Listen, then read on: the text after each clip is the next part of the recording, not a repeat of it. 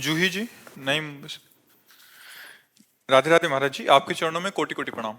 महाराज जी, रात को सोते समय मृत्यु का सा डर लगता है महाराज जी। नाम भी लेती हूँ बट भय जा नहीं रहा महाराज जी, क्या? वैसे ये भय बहुत अच्छा है। किसका है ये भय? हमें तो बहुत अच्छा लगता है कि अगर हम भयभीत हैं तो भगवान का चिंतन होगा, भगवान का आश्रय होगा, संसार का आश्रय छूटेगा। भय तो बहुत अच्छी चीज़ है, हमें भय अच्छा लगता है। संसार से भय लगना, मृत्यु से भय लगना, किसी पर विश्वास ना होना, कोई धोखा कर सकता है, तो ये सब जब हमारे अंदर आ जाएगा तो एक जगह टिक जाएंगे हम। भगवान का विश्वास, भगवान का बल, तो हम निर्भय हो जाएंगे। तो उस समय भगवान का चिंतन करते हुए सो, क्योंकि भगवान ही निर्भय करने वाले हैं। और सच्ची अच्छी बात है, हम इसका निषेध नहीं करते, क्योंकि पता नहीं सो के उठे कि ना उठे, है ना। सोने में सोते सोते ही दिल फेल हो जाते हैं, पता नहीं उठ पाए कि ना उठ पाए। बड़ा जीवन संकट में है, बड़ा जीवन संकट में, पता नहीं जीवन साथी कैसा मिले, बड़ी समस्याएं हैं।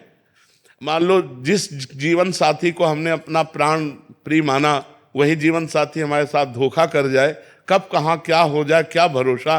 बड़ा अपने पले हुए परिवार को छोड़ करके अनजाने परिवार में जाना, तो हमें लगता है बहुत प्यार सम्मान से लड़की को रखना चाहिए। लड़की को चाहिए कि अपने पति को भगवत भाव से देखे, बड़ा प्यार सम्मान करना चाहिए। आजकल ये सब बातें किताबों में लिखी केवल रह रही हैं, वर्तमान में तो दिख नहीं रही हैं। वर्तमान बोले हम शुरू हो गए हैं। हाँ, अगर एक एक सुधरेगा तो सब सुधर जाएंगे, एक एक सुधरे ना तो सब सुधर जाएंगे। आज वातावरण बहुत गंदा हो रहा है, तो हमें लगता है अगर हम भगवान का नाम जप करें, भगवान की कथाएं सुने, संतों का संग करें, तो हमारी बुद्धि पवित्र हो, इन सब बातों से हटे और भगवान का चिंतन करें, तो हम निर्भय हो सकते हैं।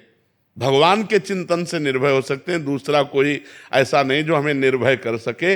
अपने आप में भय होना अच्छी बात है, क्योंकि ये भय ही हमें भगवान तक ले जाएगा।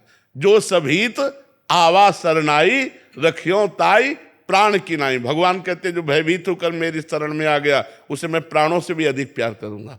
रखियो ताई प्राण की नाई। श्री हरिवंश महाराज जी, महाराज जी, ब्रह्मा जी की आज्ञा से कदम ऋषि जी ने अपने मनोनुकूल पत्नी पाने के लिए 10,000 वर्ष तपस्या की, तब जाकर देवहूति जैसी पत्नी मिली और स्वयं भगवान उनके पुत्र बने। महाराज जी, क्या हमें भी अपने मनोनुकूल पत्नी पाने के लिए तो 10,000 की तो आयु ले अपनी। तो महाराज जी, कलयुग में कितने वर्ष तक करें? उन्होंने तो 10,000 वर्ष तपस्या की, अपने अगर एकादशी उपवास कर ले, यही बहुत बड़ी बात है। हाँ, करना चाहिए। भगवान शिव की आराधना, अम्बा की आराधना करनी चाहिए, जिससे सुयोग्य पत्नी मिल जाए। ऐसा नहीं, संसार में सब कुछ है, एक से एक पवित्र आचरण वाले बच्चे हैं, एक से एक पवित्र आचरण वाली बच्ची हैं, तो आराधना करनी चाहिए। भगवान शंकर की आराधना करनी चाहिए। कहाँ से शुरू करूं, कब से? आज से शुरू कर दो। 3 साल से जुड़ा हूँ, निरंतर नाम जप करने पर। हाँ, पत्नी के लिए। भगवान शंकर को जल चढ़ाओ, बिलपत्र चढ़ाओ, उन्हीं से प्रार्थना करो, अम्बा जी से प्रार्थना करो, वही सुंदर पति या सुंदर पत्नी प्रदान करने में समर्थ है। महाराज जी, बीमा करा दीजिए। बीमा करा दो।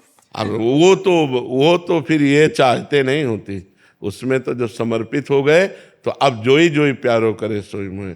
भगवान हमें जब पत्नी देना होगा तो पत्नी दे देंगे, पुत्र देना होगा पुत्र दे देंगे, नहीं देना होगा नहीं देंगे। हम भगवान के भरोसे हैं, उसमें अपनी साधना का फल नहीं, हमारी साधना का फल श्री भगवान है। अब वो जो चाहे सो करें, ऐसे चला जाता है। भगवान की शरणागति में बीमा का मतलब कल जो कह रहे थे वो शरणागति है, पूर्ण शरणागति भगवान की। तो भगवान जोई जोई प्यारो करे सोई मोहि भावे। जैसे जैसे भगवान जो करे वही हमारे लिए, हम भगवद आश्रित रहते हैं।